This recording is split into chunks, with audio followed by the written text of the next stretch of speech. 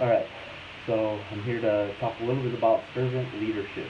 Um, I think a lot of organizations and people really fantasize about this idea of organization or of servant leadership. Um, they think servant leadership is the best thing, is the easiest thing to do out there, and it's not. I want to take you back and look at this statue, where I think is a beautiful picture of servant leadership. A lot of times we talk about Jesus being the ultimate servant leader. Um, and I first want to ask you this question: would you take this position? As a leader of an organization, and you think about this, would you take this position? So Jesus is the one washing the feet of his disciples. We find this in John 13. Would you take this position of washing the feet of your employees? Think about that. Okay, so just giving you a little background context of this picture. Um, so before this, all the disciples are arguing. They're arguing to each other. Which one of us is the greatest? Who's the greatest among us? That's what they're arguing with each other. Their pride is like up here at this point. They're arguing with one another. Who am I greater? Who's the greatest among us? Now this is completely against like what Jesus was teaching. Like if you were a leader, you'd get so mad and be like, "What are you guys doing? What are you thinking?" And then also just looking at this in context. So during this time, they're wearing sandals and they're traveling on foot. So their feet are really dirty and stinky. So you got to think about this. And then when they're going to eat at this table, in which Jesus does this action, these are low riding tables. So like the feet are pretty close to one another in this context when you're eating with one another. Now Jesus gets down from the head of the table. He stands up, rises up, and then wraps the garment around his waist and begins to wash his disciples' feet. Pretty much just blowing their mind out of the water, because this was very paradoxical thinking of what they were doing. Jesus was doing the task of a servant. So a servant of a household. The servant of a household would do this. And Jesus was taking this upon himself. Like the lowliest task among being a servant, he was doing. And it really reminds me of this verse in Matthew 20:28. It says, and this is Jesus talking, "I have not come to be served, but to serve, and to give his life as a ransom for many." That's Matthew 20:28. And in that, Jesus is giving his life for others. He's giving his life as a ransom for many. Again, I'm going to ask you this question. Would you take this position? As a leader, as a servant leader, would you sacrifice your life, your complete life, for others, for your employees? Would you give them your everything? I don't know how many people would. So there again, it's a very, romanticized leadership style, but not many people fully grasp and do this.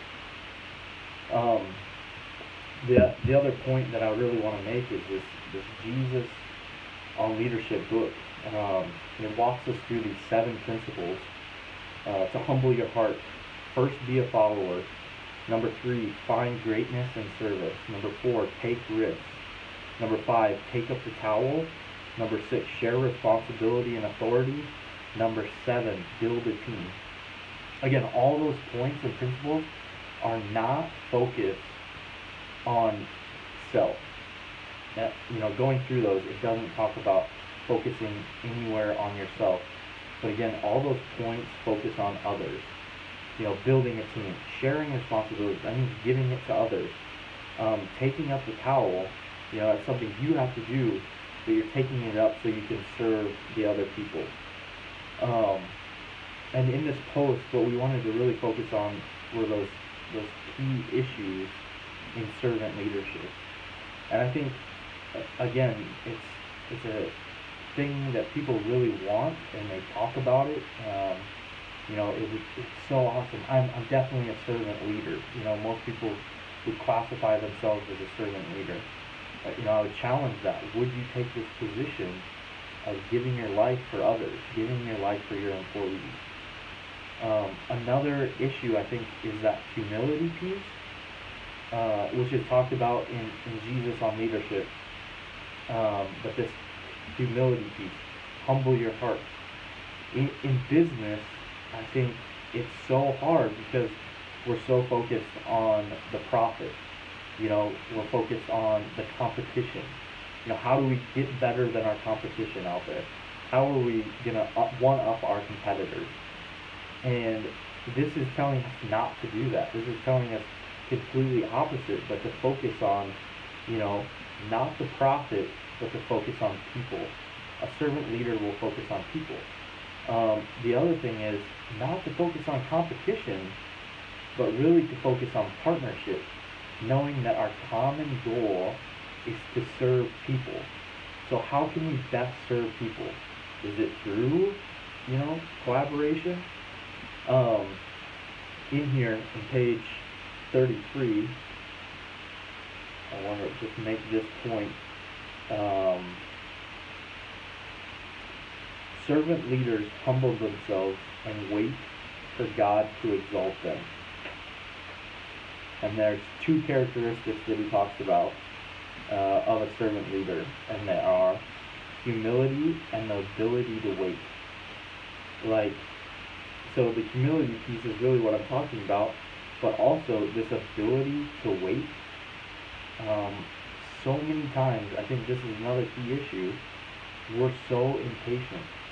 But really we need to just rely on God's timing, because God's timing is the best, as we talked about in this book. When I was doing my research about a servant leader, I picked Truett Cathy, who is the founder of Chick-fil-A. Now, he opened his first restaurant. It wasn't until 20 years later he opened his first Chick-fil-A. And now this Chick-fil-A has been exploded and expanding. The other thing I want to bring up is Jesus, around the age of 30, he didn't even start his ministry till then. And then his ministry didn't last very long. So in God's timing, he knew exactly the amount of time that was needed to accomplish his mission. I can ask myself or question, why didn't God give Jesus more time to heal more people, to do more of these miraculous things? But this idea of servant leadership, you pass it on to others from generation to generation, which is making it better and doing it better. But this idea and this ability to wait as a leader, I feel in our society we don't have that. We're always on the go, go, go, go. I'm too busy, you need to schedule an appointment with me. I'm too busy to have this lengthy conversation with someone. But as a servant leader, the issue is not the busyness, but it's to really focus on the person and who you're with in that time, giving them a genuine love and ample time that you truly care about them as a person. So again, I'm going to ask the question, would you take this position? It's, again, so, oh, I'm a servant leader. It looks so great. But really, would you take this position? Would you sacrifice your time for others? Would you humble yourself? Would you wait until God is ready to move you in that direction? Would you wait to be exalted to that position? And the answer to that question is very hard. But I think these are things that we really need to think about if we want to become a servant leader.